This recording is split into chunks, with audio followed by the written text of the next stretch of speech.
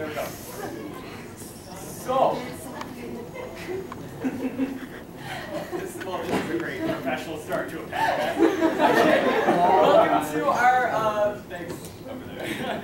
Welcome to our Filming for YouTube panel. I am Twinfools, part of Fighting Production, and Nova. And I'm Faxen. I am not a number. And this panel is just basically going to be about like filming for YouTube. So like skits, CMVs, like what you need to know about a YouTube channel, how to actually make videos, how to edit them, how to act, and maybe some funny stories. Always the attitudes. And then because it's a rather long panel, we thought that at the end we might want to open it up to like Q&A, or you could just hear stories about how I've hurt myself. Or how Courtney got naked for the last photo street. That's a good one. Oh, and remind me to tell you guys a story called War Paints. Has anyone heard this story? War Paints? No? It has a title too. Okay, wait for that one. It's disgusting. Wait, I think I know this one. You know that one. Yeah. That was unfortunate. Yeah. So what is a CMV? It's a cucumber mosaic virus. It's not what you guys think you learned. No. No. It's a science. But when I found that out, I peed myself.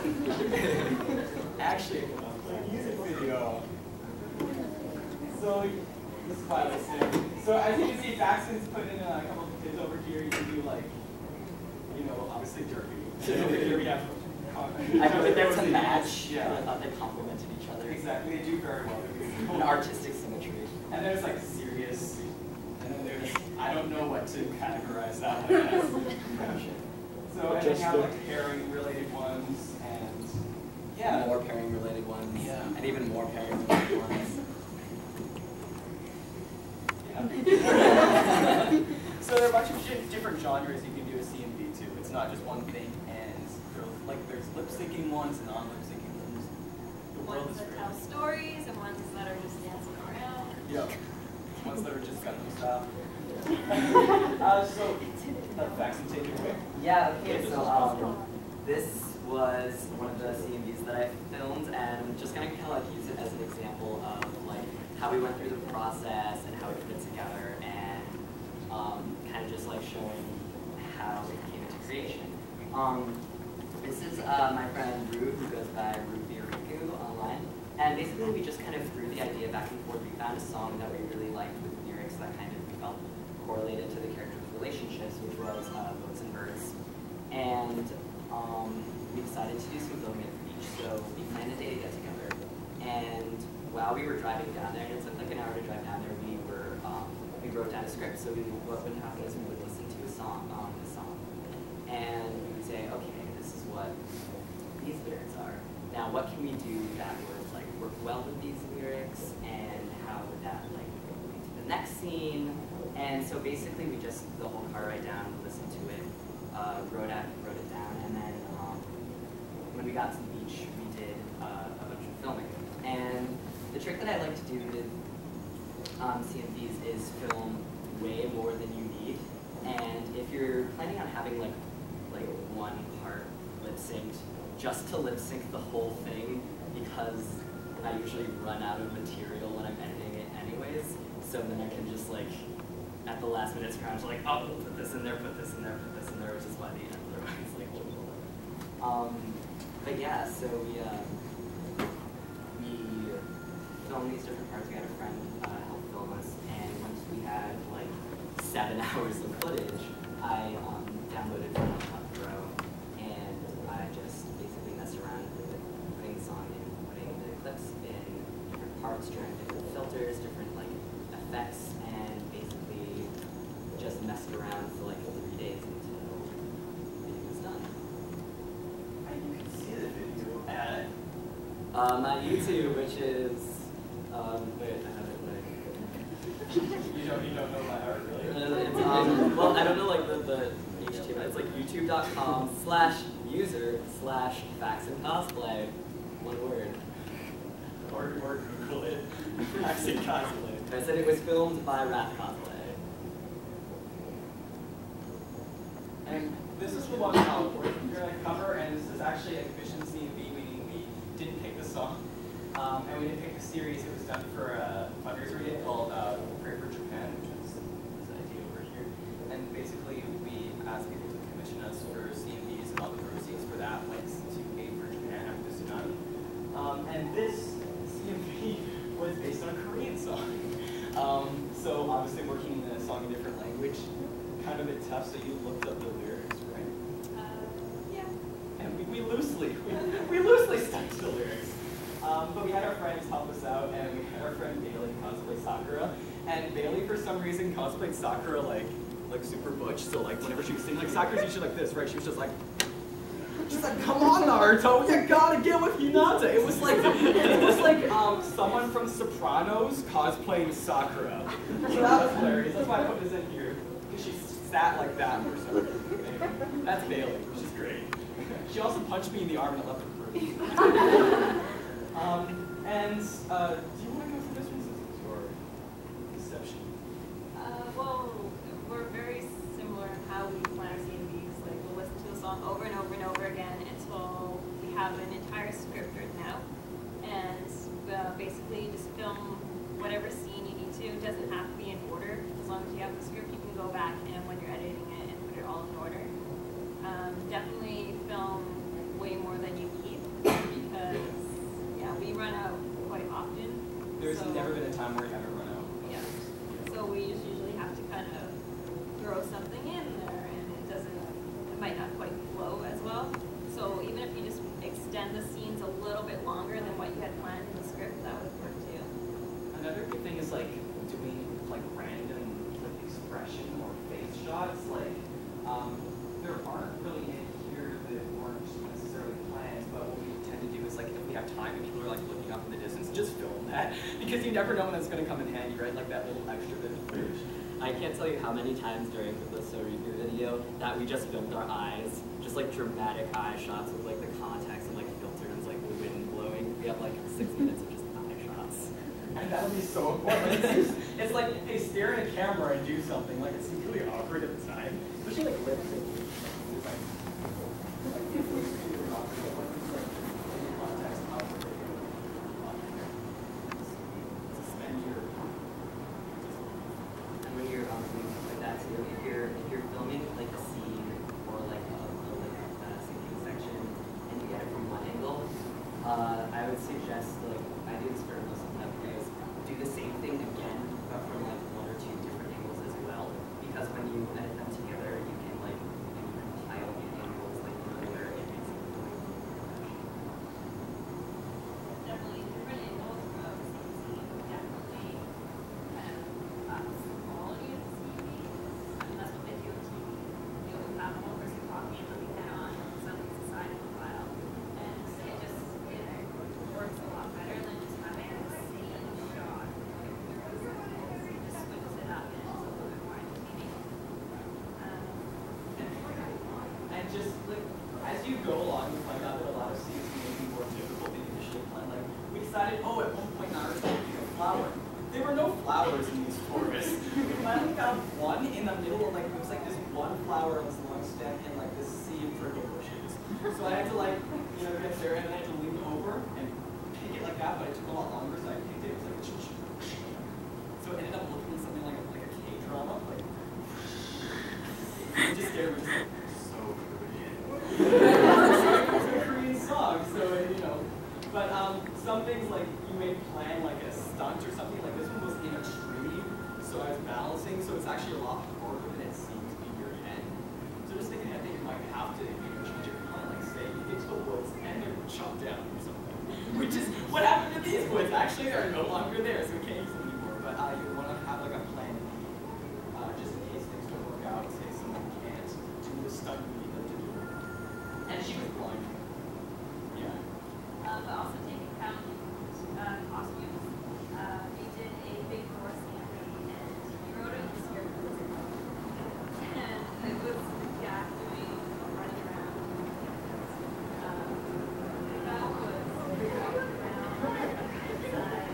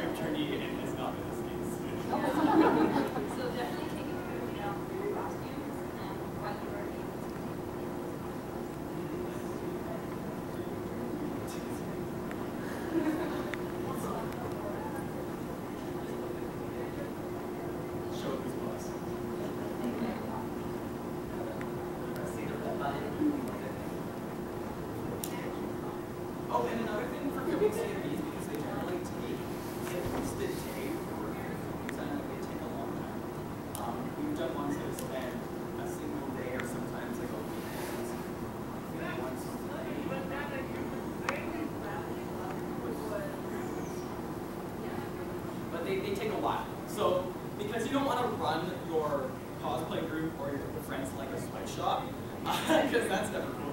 Like invite them over, just be like, you know what, we're just like, if you guys want, like, you know, it would be like a filming weekend and do like the filming and then have like a pizza party one night and then like do more filming and just like chill out one night to make sure that you aren't like driving everyone like slaves so they hate you.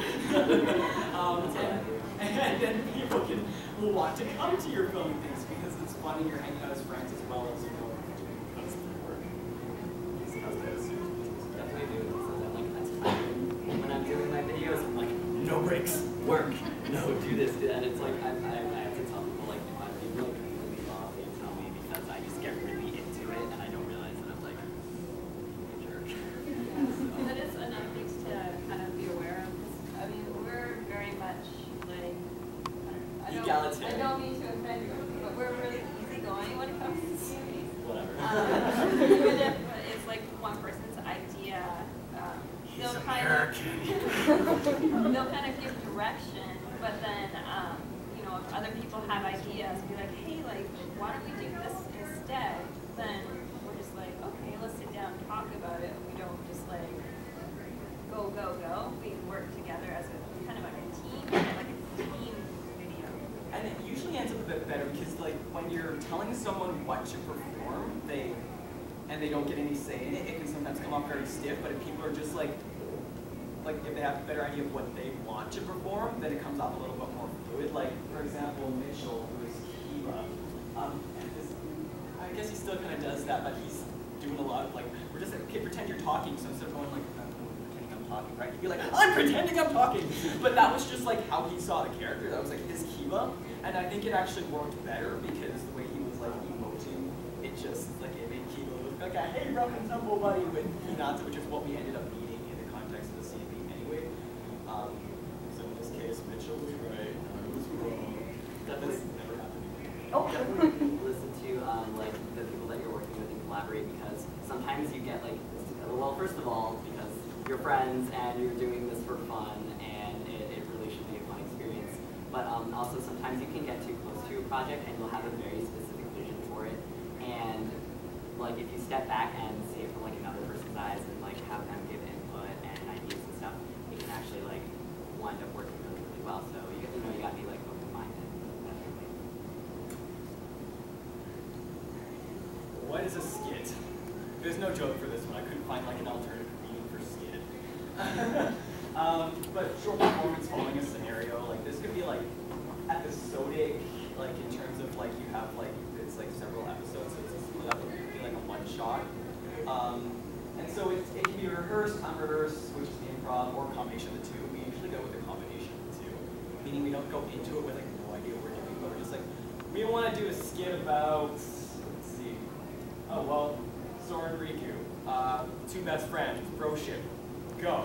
And we just sort of like made it up from there. We had a general idea of what we wanted to do, but each scene is improv, so we enter the scene, we're just like, okay, what needs to happen in the scene is they need to throw eggs at the wall. Dangerously rotten eggs at the wall. And then Carrie needs to walk out or something. So we have a skeleton, but all the dialogue that happens is more or less just on the spot. And this is really going to depend on your comfort level, because I hate scripts. I can't stick to them, they scare me. We did a scripted performance at Supernova in Australia. We were on stage and I was freaking out because she could memorize. She had it off the first reading. I was memorizing up to the wire. I made us rehearse in the back room, in like a janitor's closet. And there were more people walking around with wondering what the hell we're doing, but because I can't do it. Like I need to be able to improv with the scare artist to stay on script. But we did actually have some and that's where improv came into it because I then improv live. So being able to improv can really save your butt even though you're on script. And then Melinda Chen, who we did a skit with, is more comfortable with scripts. Like I was just like, hey, you want to do a skit because we're going to be in Tales of Cosplay? She's like, yeah. And then she's like, well, what are we doing? Like she really wanted to know what we were doing, so I wrote a script and sent it to her. And you know, then she could memorize it. She had it all memorized, like word for word for word, because she's excellent at that. And I didn't have it memorized, and I wrote it. So I'm still improving. She's still doing her lines, but it worked out because each person has their own comfort level. some people need to know what they're doing, and some people are just like better off. I don't want to know what I'm doing. I don't want to rehearse for anything. I like BSing my way through life.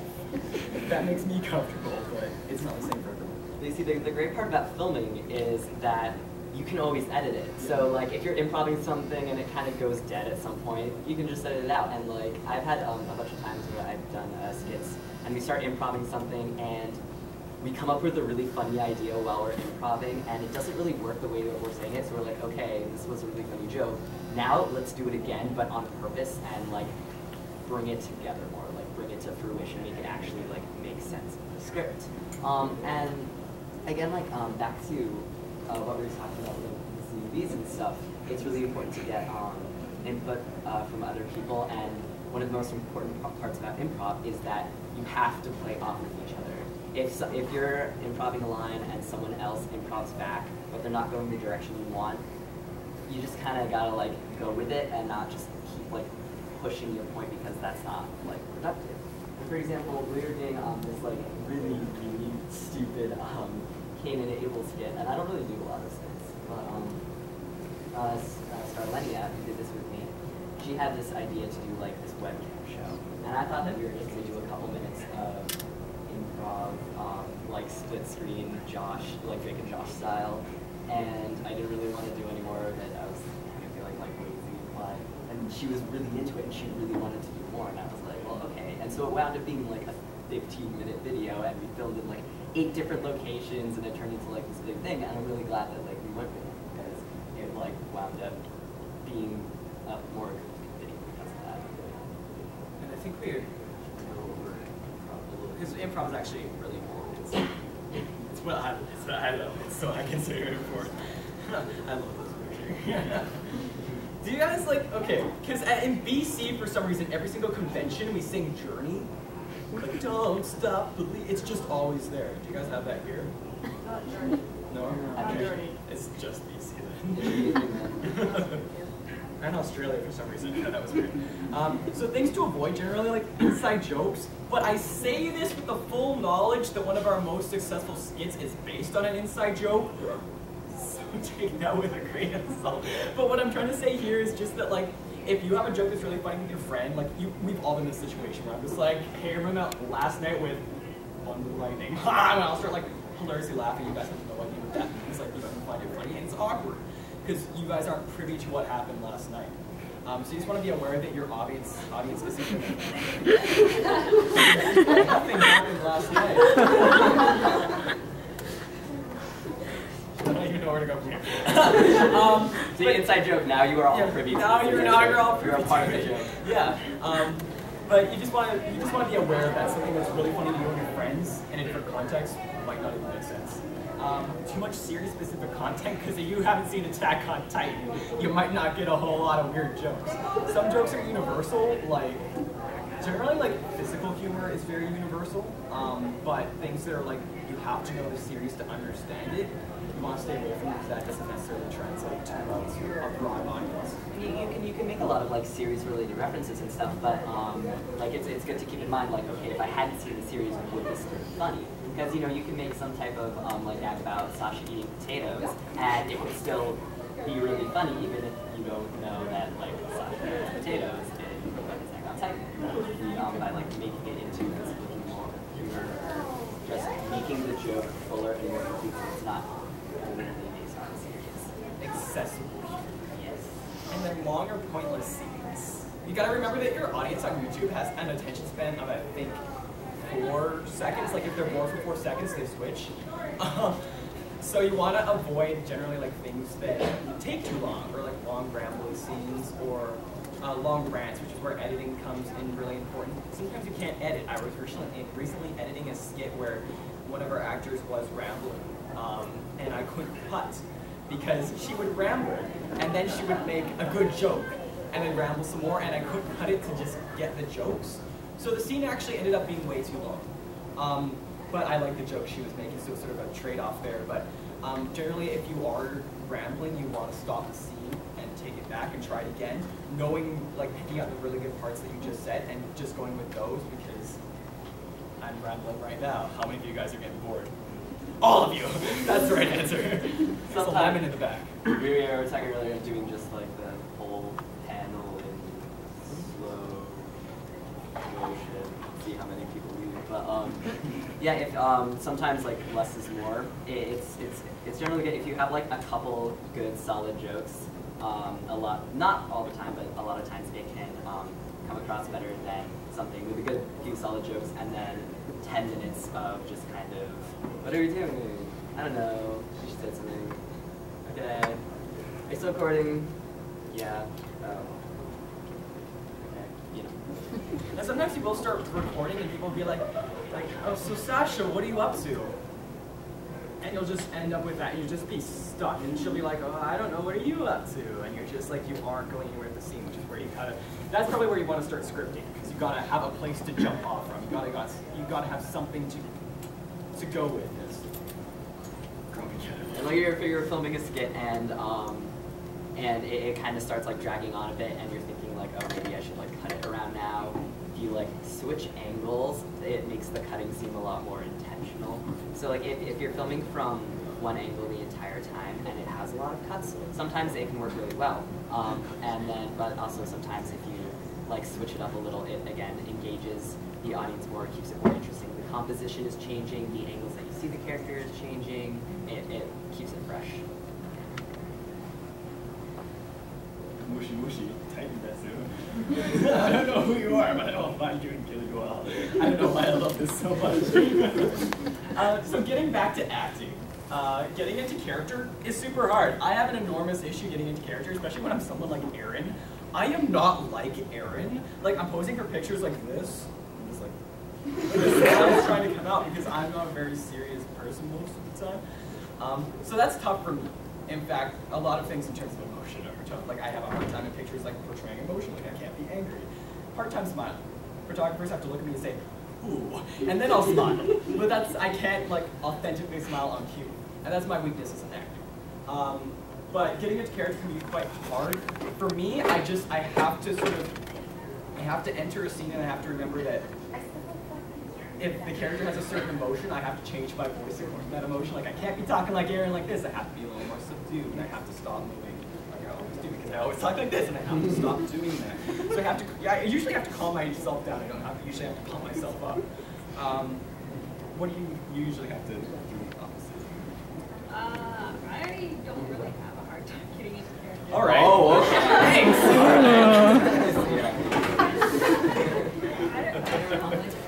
I am a writer, so I find it really easy to imagine what that character's life would be like and to just kind of put my mind frame into their position. So yeah, I just kind of think like, okay, what is this character thinking? How would they act? And just kind of go from there. So that's what I do. Like in this video that this clip is from, like Saurus King of Hearts. This was done on like New Year's Day. I had a bunch of friends sleep over, and like first thing we were like, guys, let's make a skit. I have some wigs in the basement. And we had no idea what we were doing, but my friend Jemmy Blue and we decided to do like a kind of like improv part as our Rinku. And now I am horrible at getting into character. I do not do it well, except for like one or two characters that I'm actually like. So as Riku, I'm like, high five. As Riku, I'm like, Sora, stop it. Sora, you're God, what do you do? So it's like, it was really bad, but it was meant to be a silly video anyway, so it didn't really matter. But we knew that with the way that we worked, if we improv a scene, we would only be able to do it once, and we wanted to have it cut in between us and have us circling around a table, right? So we had this circular table, and my friend happened to have the same camera as me, so they both sat on the table back to back with the cameras, and we were arguing with each other, walking around the table, and they were like sitting there like scooching around back to back, following us as we did this improv, and then like cut it back and forth, and the cutting was, it worked really well with the dialogue because we were doing it actually at the same time. And so it's always fun to like come up with those creative filming schemes. And if you're doing like a silly video and you're having trouble getting into character, if it's meant to be silly anyway, like don't fret over it because people will probably appreciate it anyway. I did a skit for, I was Malarton Krebsley because she had read the series, I had not. She's just like, he's a vampire. I was like, okay. So we improv the skit. I know nothing about this character, all right? I got every single feature of the character wrong. Just by doing these long rambles, I was just like, I don't need to eat, do I? He eats. I don't need to sleep, I'm a vampire. He sleeps. Like every single, I was just like, I was from the time of Noah, you know, I got on the boat and like hung with the pharaoh. It was just like, you know, he came into existence in the Victorian time. Every single thing was wrong. And it got viewed a lot of times, and I later met this super fan of the series. Like he changed his name so that the name, he was one of the characters in the series. Like, yeah, Vancha, it was like a super fan. No, we've outed him. Great. Super fan, and we were talking. I was just like, oh, yeah, I cosplayed Malarton once. And I got all the plot points for that wrong. He looked at me. He's like, "That was you!" I was so offended because it's just like you got everything wrong. So maybe you will offend somebody with your portrayal of a certain. Like, probably always going to offend someone at some point. So. But the point is, I didn't get beat up. So that's what you take out of it. You probably won't get beat up for your portrayal. That's a weird thing to take away from that. Fighting Goobers for Faxen cosplay do not take any responsibility for any persons or people getting beat up due to videos. My dad's a lawyer. I got you back. Also, keep acting. This is something that Nova does really well. If you look at the background of a lot of our videos, specifically as Nagisa recently is when I started noticing this, is that we'll be acting, and this is something I'm bad at, like we're acting, and then I'll just stop acting and like look at the camera. That's not what you want to do. But she's in the background, she keeps going, and she's like making expressions to everything being said. And that really helps the scene, because your focus isn't on her. But you notice, oh, Nagisa's like being Nagisa in the background. Like it follows through, so even if you're not, like, if you don't have any dialogue, you're just in the background, and you're like, just, if you're not in focus, like, just pretend you're, like, doing something or, like, fixing something. Just keep acting and keep in character, because if the camera can see you, the audience can see you, too. I don't know if it's, like, just me, but a lot of the time my eyes will wander when I'm watching movies, and I won't focus on the main characters. I tend to look at, like, the background characters, because sometimes they're the funniest. So I just keep that in mind when I'm filming. It's just, like, always be in character when the camera's on, because you never know who might be looking at you instead of the main character, right? We recently watched the Bratz movie. It was on Netflix, and we were watching it, not even remotely interested in the Bratz, but at this school they all have cliques, and we're just like, we started noticing a lot of mimes. And for the rest of the movie, we were just like, there's another mime! There's so many mimes in the school! And we were distracted because in every single scene of this movie, there is a mime. It is like play Spot the Mime. There's also this sub-character called the kids who dress like dinosaurs. I wanted to know everything about them. I'm just like, every time they're in the scene, I'm just like, I'm following your action. Like, I don't even know what the movie was about. I was so like taken by those background characters who made the entire movie for me. Yeah, don't be afraid to like just like run with it and be totally silly, because the thing is that even if you like mess up or say something that you don't actually want to put in the video, you can always do blooper videos, and that is great, because like for example, I'm part of this web series that my friends do called Kingdom Hearts Hive, and in it there's like this party scene, and I was supposed to talk to someone. I was cosplaying a Cypher. I was talking to someone, and then I'm supposed to cross the room, and then Sykes is supposed to take a shot, and then if we're just supposed to continue on with the party scene. But I didn't know that that's what we were doing. So I walk across the room, and then the photographer says, shot. And so I thought he meant it was the end of the shot. So it pans over to me, and I'm standing there in the middle of the party scene looking at the camera going, what? And it just totally like ruined the scene. We had to do it over again, but it made a great blooper. So.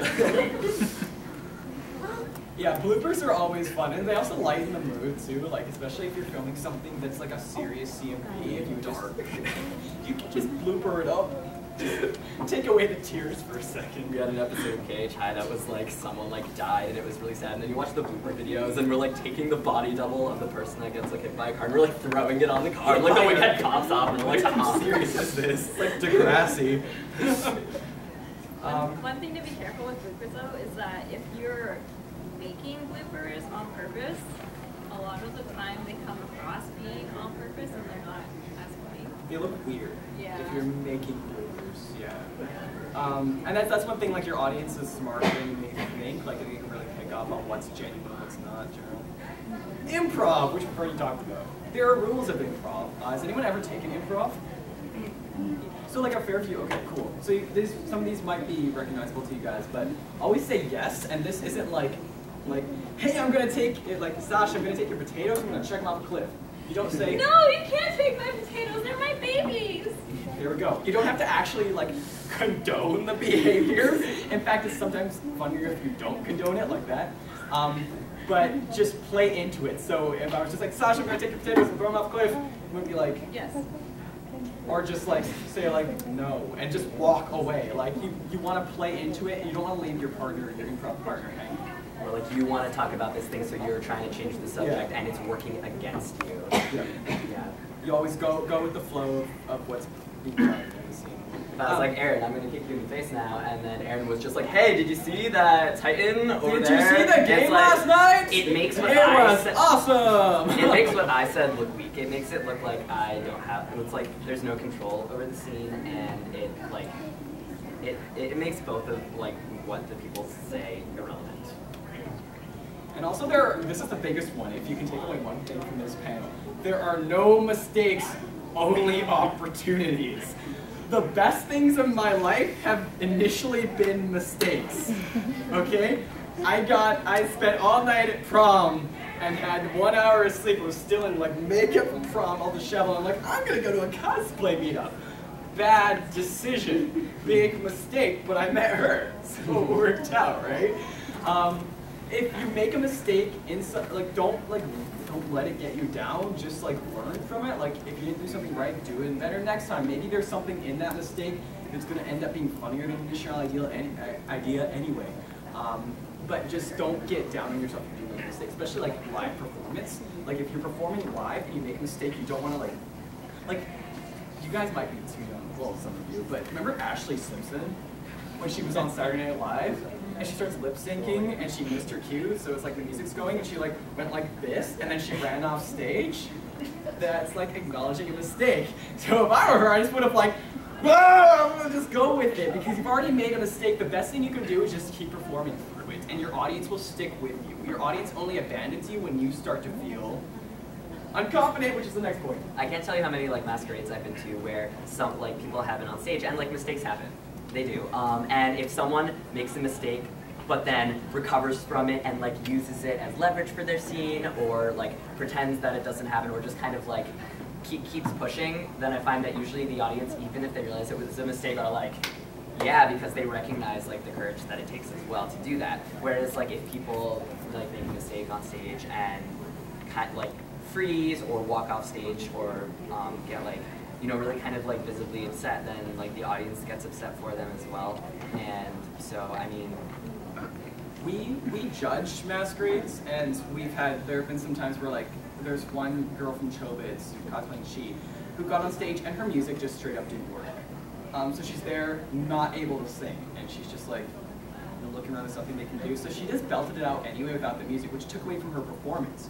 But we did give her points in that she kept going with it. Like, it takes a lot of strength and ability to be able to keep going despite a setback. And people do recognize that. Like, even if you're in a masquerade, like, the judges know, like, especially if they're privy to it. Isn't that word again?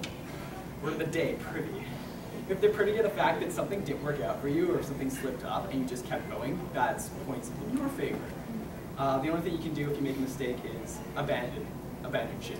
I've seen people get like judges awards and stuff for like really pushing it. There was a Sailor Moon performance that was supposed to be like a 10-person dance group, and everyone dropped out except for one person. So this person had to go on stage alone and do this like 10-minute dance alone on stage, and like it must have been terrifying, but she did it, and everyone was like, "Good job!" Like that must have taken a lot of courage.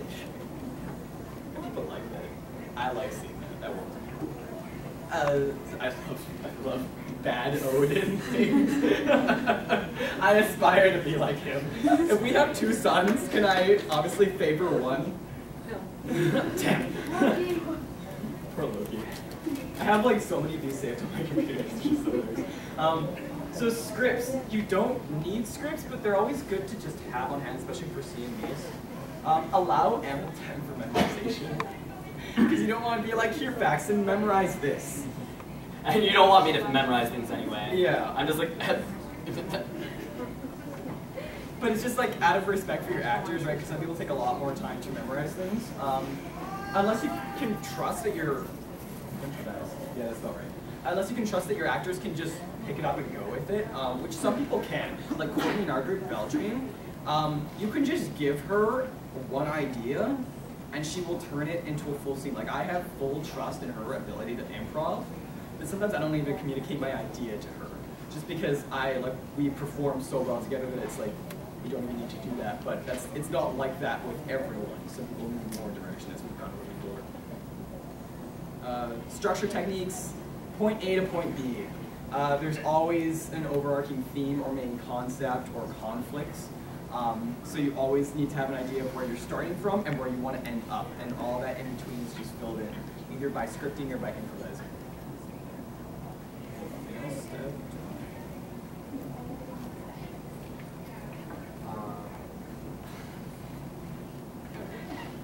Covered. Good. Working with, isn't she beautiful? This is my best friend.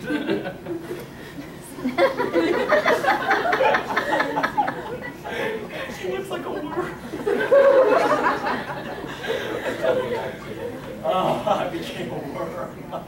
No, yeah. Anyway, this is not a panel about how much I'm a scorpion right now.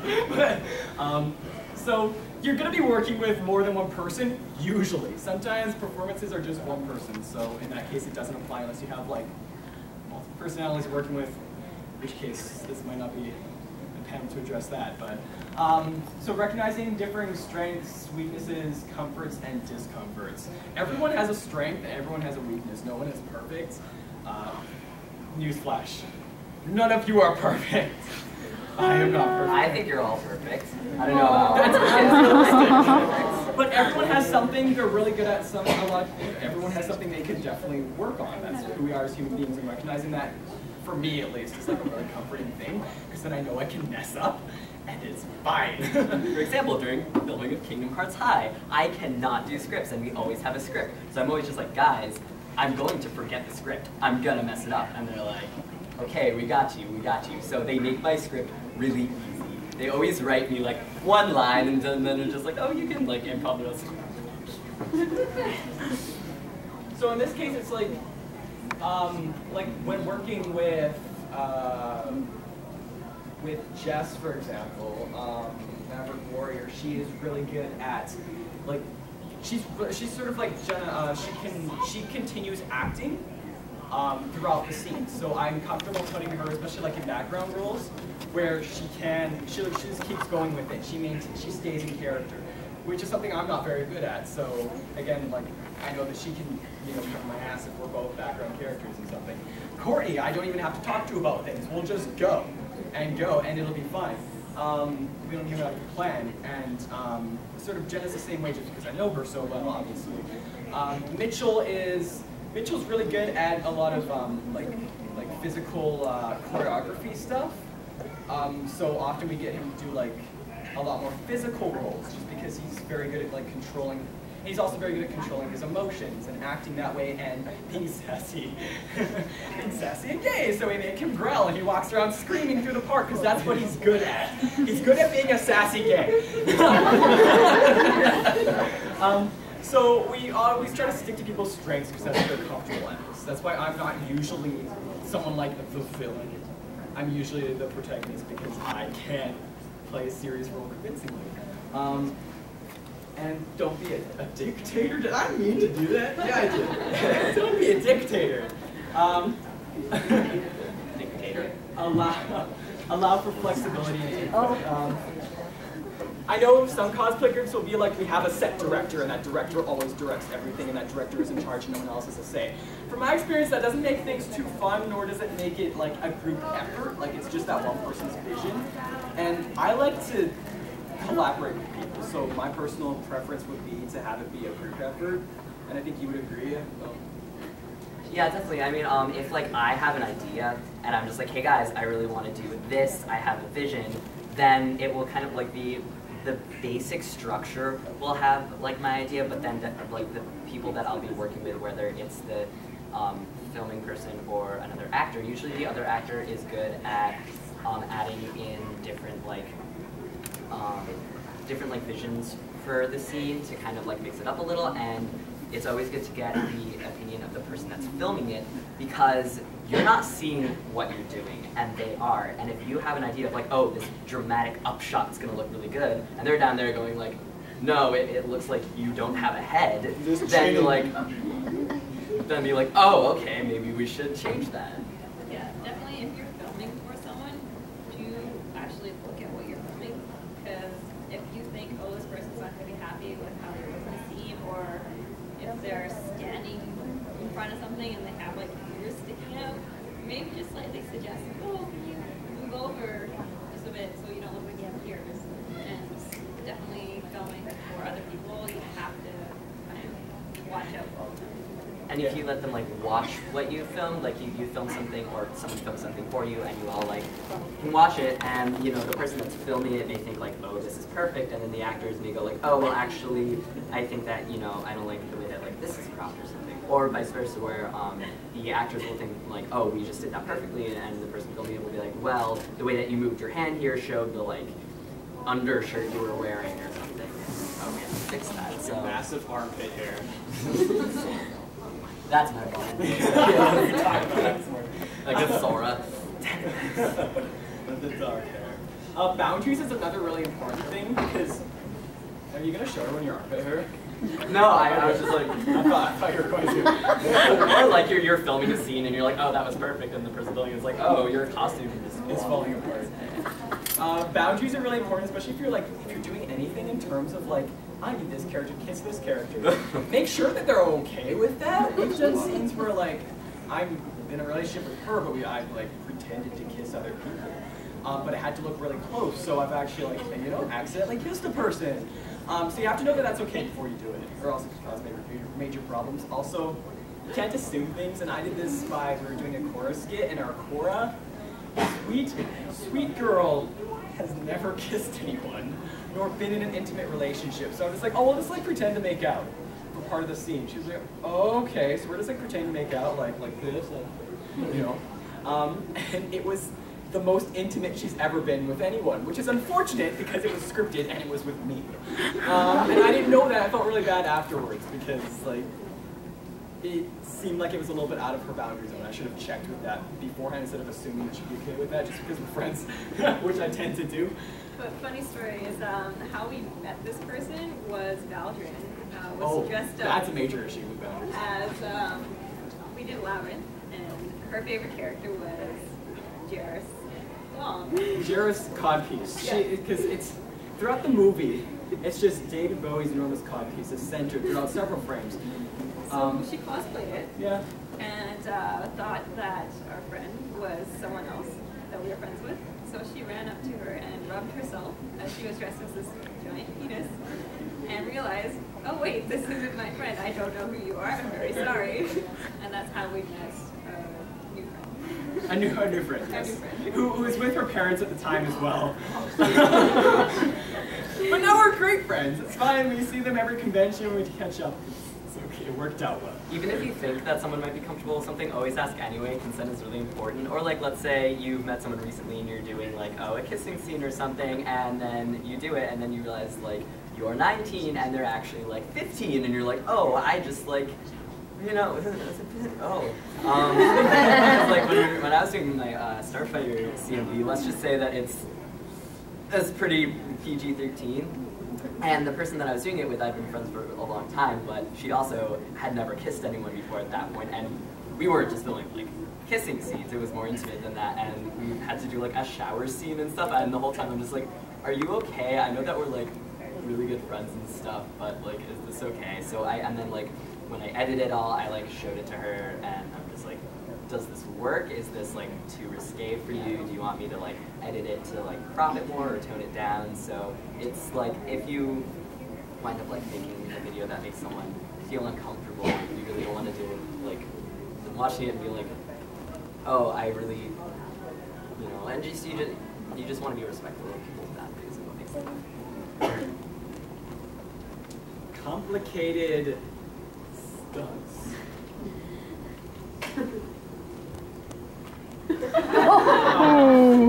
Sometimes end up not the way you envisioned.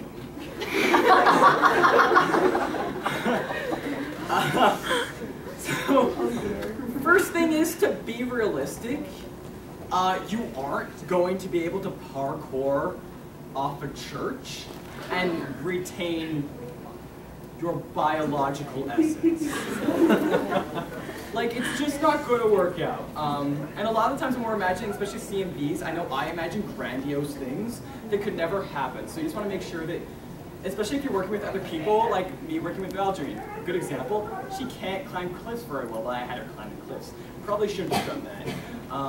So in that case, you want to be realistic about, especially what people individually can do. If you want someone to do a backflip, make sure they can do a backflip first. Be safe. Don't do what I do. If you're on the frosty cliffs of Norway, make sure that you test the ground before you jump off it to make sure it isn't entirely made of ice, so you slip like that. Just take safety precautions. Same with rolling down a hill. Make sure there aren't broken beer bottles in your way. It's just generally a good idea to be safe and to especially not put anyone else in harm's way and request that they do something that can be dangerous and end them up with. It does happen though. Yeah. People do get hurt. Yeah, definitely, especially when you're doing multiple person scenes, like fight scenes. I know a lot of fight scenes and dance scenes. And the dance scenes aren't usually dangerous. It takes like a lot of practice with the choreography and stuff, and sometimes people will practice a dance part that takes 20 seconds, and it will take like 2 hours to put together in a film. But I've done a couple fighting things, like in my Sariki video, there's one part where Rue and I are like clashing our keyblades, and it seems like this simple thing where we both take out our keyblades, she swings, I block, I push it off. It seems pretty simple, right? Except the first time we did it, and she has the Soul Eater keyblade, so it's the pointy on the end, goes like that, stabs me in the face with it, right? And the sun is in my eyes, so I can't see, so I'm like, and then during a part where we're supposed to bring our keyblades together, I said, pull your arm back and bring them close together, but instead of pull your arm back, she heard stab, which of course, you can imagine, I'm going like this, and she goes, and stabs me. And so, yeah, that's all I have to say about that. And run-throughs being important. Practice in slow-mo. Practice in slow-mo first. Even if there's if somebody's just filming you swinging your sword around like crazy, and there's no other person there, make sure you aren't gonna smack the camera. Especially if it's like a $3,000 camera. Or if it's I know I've done scenes where I'm just like, okay, there's no way we can do this regular speed. So what we do instead is we, or it's supposed to be fast, we'll do it regular, and then just a lot of fight scenes and stuff can look really cool if you slow them down. So we just slow it down so it looks like this big epic swing, and it looks like we maybe we were just fighting and in an anime or something. And so that always works, working with editing with speeding stuff up. I've had edited punches where I've just gone like that, and then I sped one part up and slowed down another, so it looks like. So it's fun to play around. Definitely experiment a lot with editing. Selecting a song. It's so beautiful. So this is Papu Boy and what was it, Rikuno? Yeah. So you want to remember, and we're gonna get into now YouTube issues, but copyright, well, all songs are copywritten unless otherwise stated, unless they're Creative Commons. So if you're choosing a song that's been on the radio, it's probably copywritten. So if you're posting that anywhere on the internet, you just have to be aware of it before you post something with copywritten material, which is almost anything nowadays, that it can be taken down. And we'll cover that a little more later when we get to YouTube. But remember that you're also going to be listening to it over and over and over and hope. So you might grow to hate this. Or love it even more. It gets Yeah. like to be part of your identity. You listen to it so many times that it's like There was one we had to, it was like, it was a Simple Plan song, like, sometimes I wanted to save you, or something like that. And at first it was just like, I hate this. But it's a commission CMV, so I had to do it anyway. And by the end of editing this CMV, I had downloaded the song. And it had made its way into like my run of music. So, that's my ultimate shame. Also, length of song.